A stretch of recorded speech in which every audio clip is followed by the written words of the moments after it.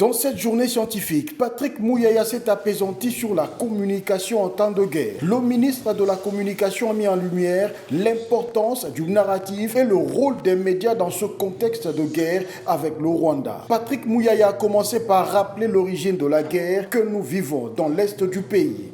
Avril 1994, génocide au Rwanda.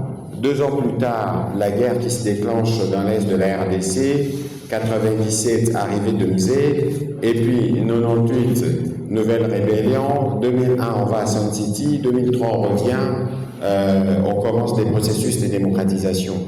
Et donc aujourd'hui, ici, on peut considérer qu'il y a une cause lointaine du conflit dans l'est de la RDC, c'est bien les génocides rwandais.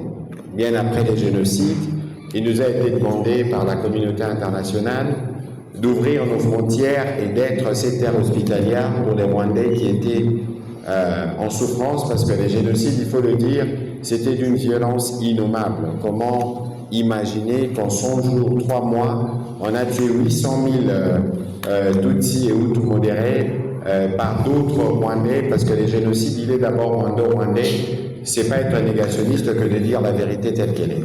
À ce sujet, Patrick Mouyaya a appelé les Congolais à maîtriser leur propre narratif face aux mensonges rwandais. Il a détruit tous les prétextes du régime rwandais justifiant la présence de ses troupes en RDC. Le ministre de la Communication a surtout souligné le rôle crucial des médias et de nouvelles formes de communication dans la gestion du conflit. Le professeur Nzana tout à l'heure a parlé, dans son énumération des types de guerre, il a parlé de la guerre narrative.